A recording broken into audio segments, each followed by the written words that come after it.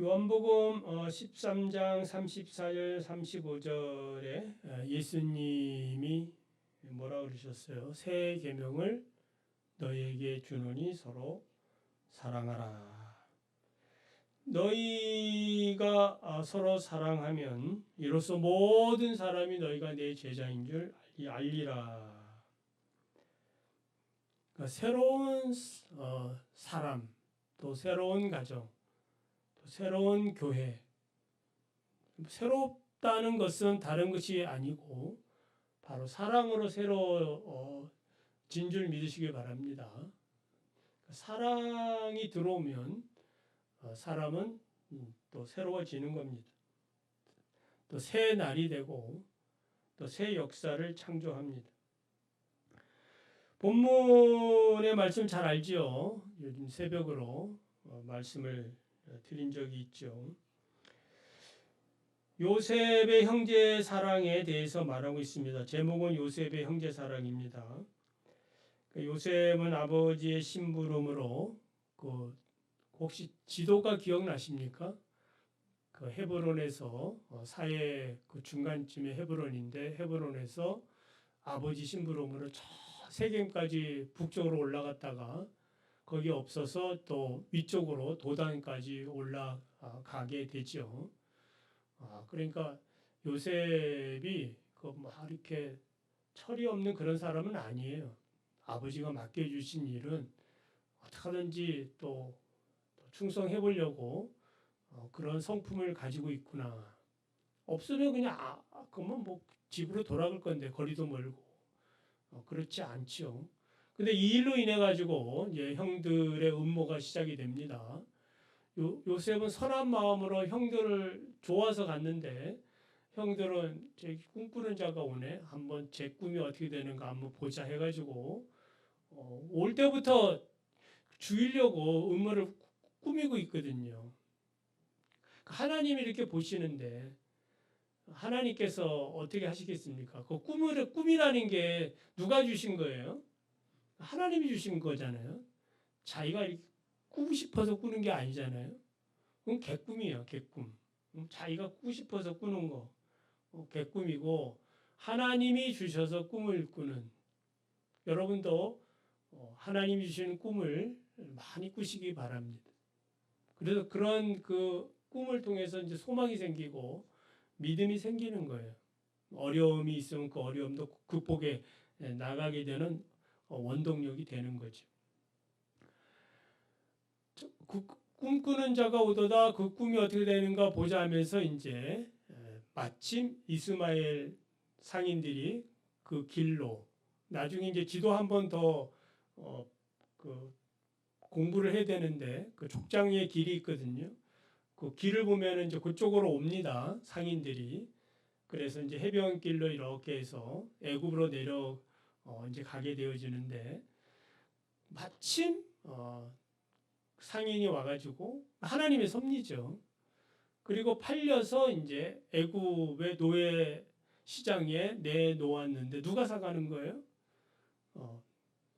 보디발, 바로의 친위 대장 보디발이. 그게 이제 하나님의 섭리가 가까워지고 있는 거죠. 사람들이 볼 때는 고난이지만 고난 가운데에서 뭔가 점점 뭐예요? 하나님의 축복과 하나님의 구속의 그 계획 속으로 들어가고 있는 거예요. 근데 그로부터 이제 뭐 보디발 아내의 미움 받아가지고 감옥에 들어가고 또 무슨 감옥으로 들어가요? 감옥에 안 들어가고 바로 죽여도 되는데 보디발이 요셉을 또 귀하게 보고 있는 거죠. 그렇다고 해서 자기 부인을 감옥에 쳐놓을 수는 없으니까 그냥 노예인 너가 들어가라 이렇게 한 것 같아요. 제가 보디발이라 하더라도 우리 부인이지만은 저거 죽일 수도 없고 살릴 수도 없고 그러고 있는 상황에 요셉이 걸려든 거죠. 그래서 왕의 그 제수들이 갇히는 곳에 갇혔다. 이것도 하나님의 섭리죠. 거기서 이제 관원장의 꿈을 풀게 되어지고 만 2년 후에 이제 바로의 꿈을 풀게 되어지는 그 연결 고리가 되는 것입니다. 그러니까 하나님의 섭리 보이지 않지만 하나님이 역사하고 계신다. 믿으시기 바랍니다. 오늘도 우리가 이렇게 하루를 사는 것 같지만 보이지 않는 하나님의 그 섭리가 있는 거예요. 그 섭리를 바라보면서 살아갈 때에 때로는 뭐 힘들지요. 힘들지만은 하나님께서 하실 그런 계획을 믿으면은 그 힘든 과정을 통해서 하나님의 축복이 보이거든요. 그럼 감사가 나오고 찬양이 나오고 또 이러한 어려움들을 통해서 하나님의 큰 영광이 나타나는 겁니다. 자, 요셉의 꿈풀이대로 이제 7년 풍년이 왔고 이제 7년 흉년이 시작되고 이제 2년이 이제 될 무렵에 그동안에 사람들이 이제 비축해 놓은 모든 양식들이 대부분 다 떨어지게 되고 애굽 그 헤브론에 살고 있는 야곱 가족도 동일하죠. 먹을 게 없는 거예요. 이제 조금밖에 없어요, 양식이. 그래 애굽에 양식이 있다는 소리를 듣고 10명의 형제들을 보내서 이제 양식을 구해 오도록 하죠. 누구한테 절합니까? 애굽의 총리니까 넙죽 절해요. 요셉이죠. 형제들은 뭐 알턱이 없죠. 다 근엄한 자세에 옷도 다뭐 비단 옷 입고 그리고 다 위험 있게 딱 하면은 사람이 달라 보이거든요. 잘 못 알아봅니다. 요셉이 이제 형들을 알아보고 이제 형들의 그러한 그 옛날에 그러니까 13년 전이죠. 17살에 팔려가지고 지금 30살 때에 지금 총리가 되고 그러니까 37살 흉년이 지나고 지금 32년이 지났으니까 39살이죠. 40에 가까운 나이가 된 거죠. 자, 형들이 과연 옛날에 그 형들일까 궁금하지요. 22년 만에 이제 만나게 되니까 궁금한 거예요. 그래서 요셉은 일단 형제들을 정탐꾼으로 누명 씌운 다음에 그 시몬을 억류를 한 명만 이렇게 붙잡아 두고 그 베냐민 데리고 오면 또 양식도 주고 뭐 이렇게 풀어주겠다. 그 이야기는 이제 베냐민이 자기 그 뱃속이 엄마가 같은 동생 아니겠어요? 라헬이 낳다가 죽은 그 동생만 데리고 살려고 그렇게 했는데 나중에 이제 2차 방문 형제들이 방문하고 은잔을 이제 베냐민 자루에 넣고 이제 그들을 시험하지요. 그때 이제 유다가 어떻게 합니까?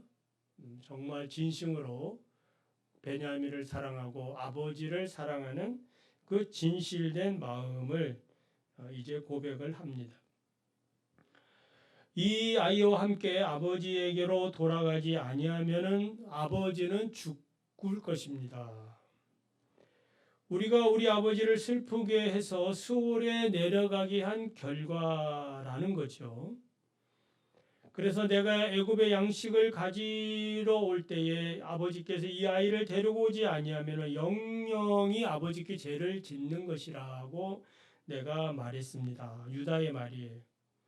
이제 내가 그 아이를 대신하여 주의 종이 되고 그 아이를 다른 형제들과 함께 고향으로 돌려보내 주시기 바랍니다. 내가 어떻게 그 아이 없이 집으로 돌아갈 수 있겠습니까? 두렵건대 제 해가 아버지에게 미칠까 염려가 됩니다. 자, 이러한 그 진심 어린 그 말을 듣고 그럴 때 요셉이 그렇죠, 형제잖아요. 이제 마음이 확 열린 거죠. 용서를 하고 대성통곡을 하죠.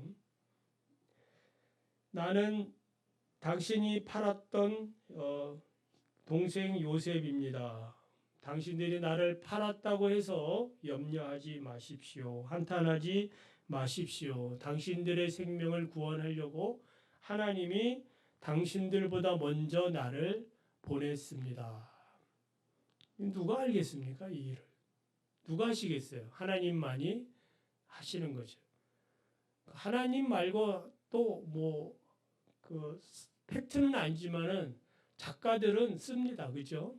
재미있게 기상천외하게 글을 쓰지만 사실적으로 이 사실은 아무나 이렇게 쓸 수가 없죠.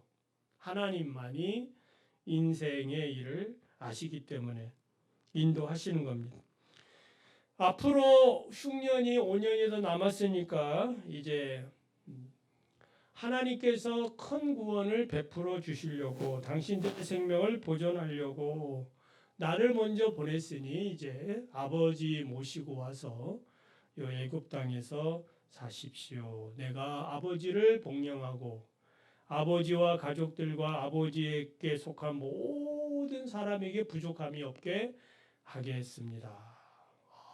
정말 뭐 상상할 수 없는 큰 백이죠. 총리가 자기 동생이 된 거예요.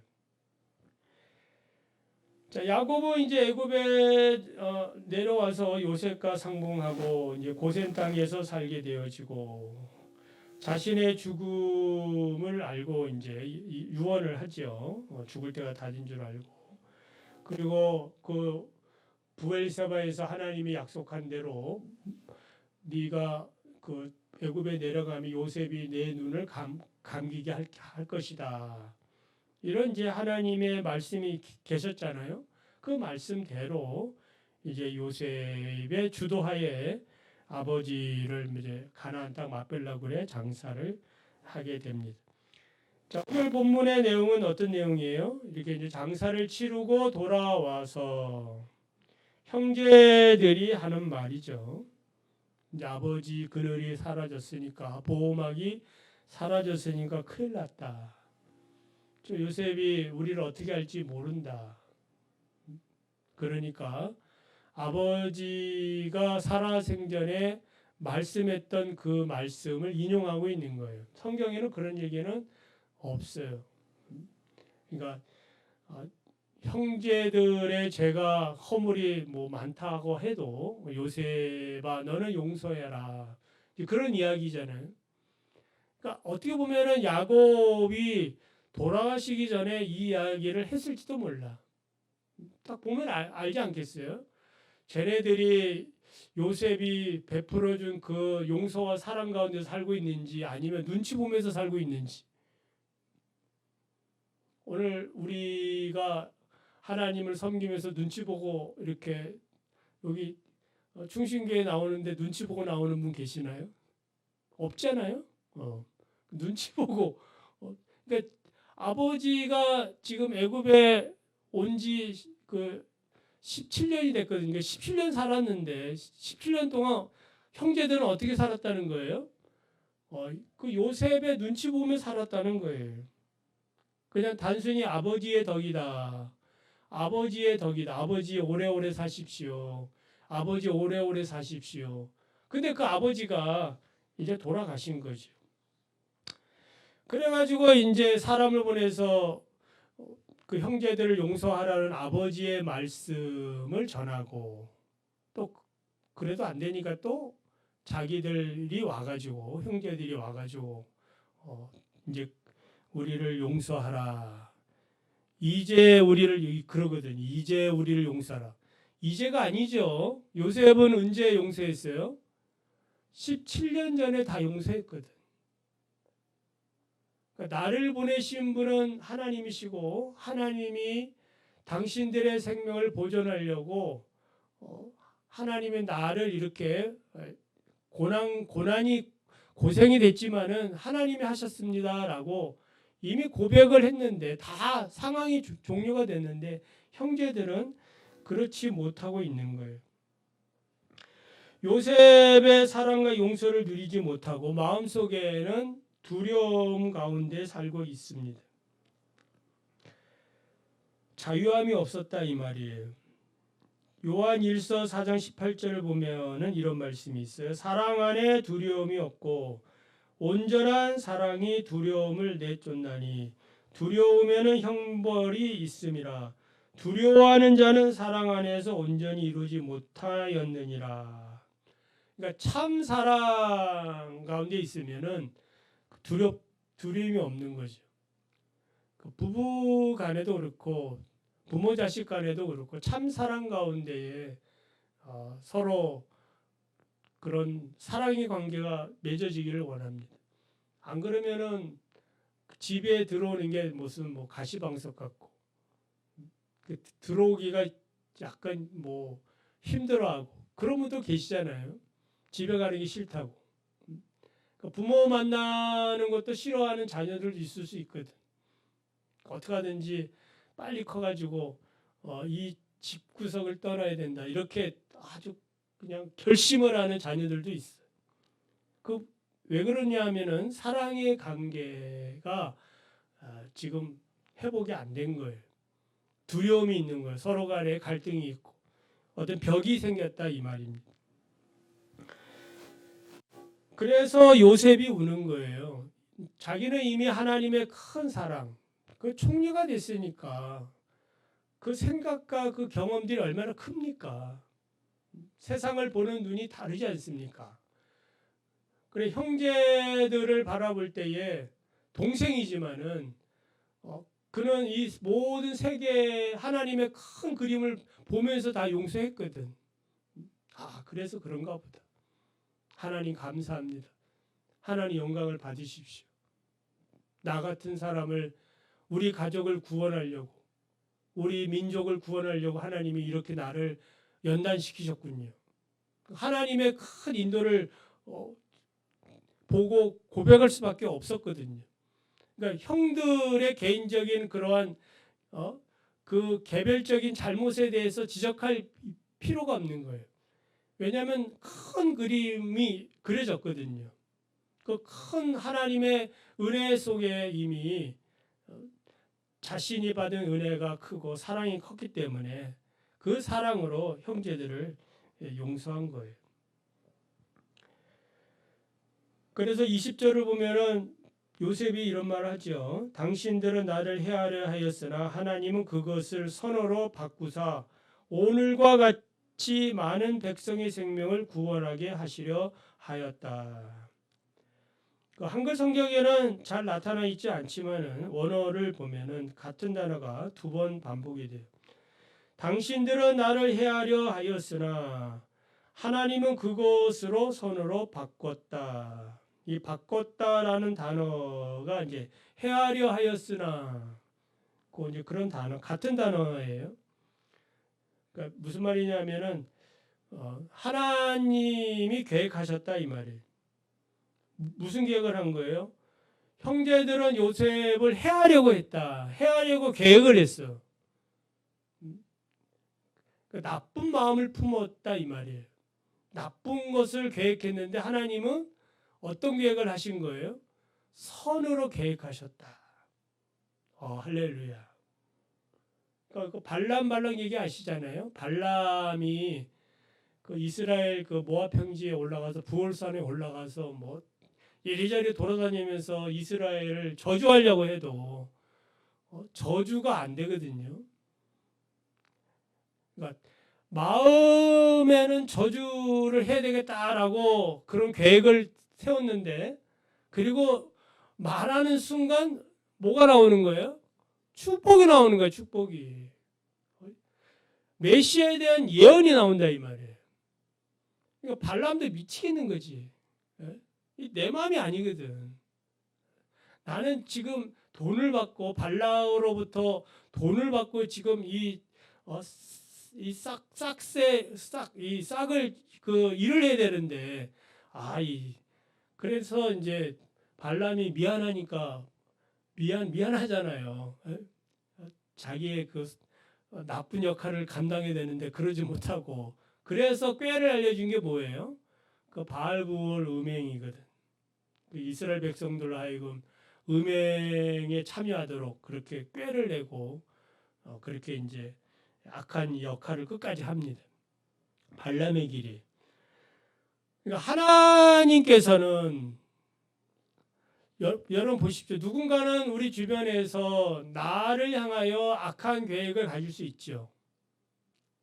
시기해가지고 어디 질투해가지고 쫓아내야죠. 우리 백교감 선생 어떻게 해봐야지.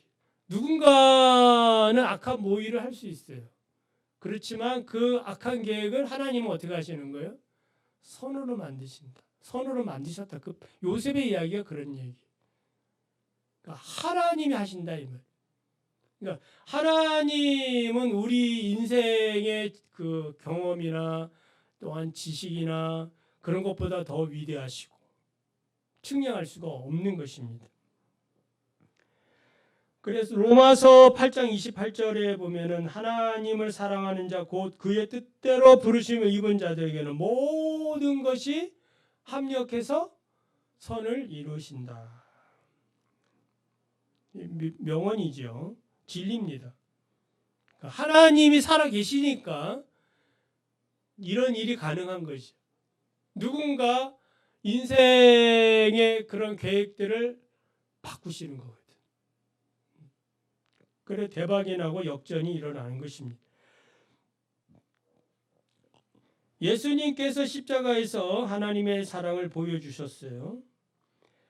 로마서 5장 8절에 우리가 아직 죄인 되었을 때에 그리스도께서 우리를 위하여 죽으심으로 하나님께서 우리에 대한 자기의 사랑을 확증하셨느니라. 사람들은 예수를 십자가에 못 박지요. 못 박아 죽여라 죽여라. 근데 그 십자가에서 하나님은 뭘 베푸셔요? 사랑을 베푸시거든. 자기들을 예수가 십자가에 못 박히면 자기를 원망하고 막 욕하고 뭐 그럴 줄 기대했을 거예요. 근데 오히려 뭐예요? 하나님 주여 저들이 하는 일을 알지 못합니다 하고 용서와 큰 사랑을 베풀어 주셨습니다. 자, 말씀을 맺겠습니다. 진정한 사랑은 형제 사랑은 무엇인가? 요셉의 사랑을 우리가 기억했으면 좋겠습니다. 하나님의 큰 사랑을 먼저 우리가 받아야 이 사랑을 나눌 수 있는 거 아니겠습니까? 지금 내 마음도 뭐 갈급한데 내 마음도 짜증난데 무슨 넉넉한 그런 마음 사랑이 있겠어요? 우리의 그 관용을 알게 하라 그러는데 지금 내 마음이 좁쌀만한데 무슨 관용을 베풀겠습니까? 하나님의 큰 사랑을 늘 경험하고 그리고 이미 우리는 십자가의 큰 사랑을 받은 사람들이에요. 나 같은 죄인 그 찬양 노래만이 아니고 정말 내가 그런 사람임을 감사하고 확신하고 살아갈 때에 내 주변에 있는 그런 불편한 사람들까지도 사랑하고 용서할 수가 있는 겁니다. 왜냐하면은 하나님이 나를 축복하신 그 이유를 알기 때문 아니겠어요.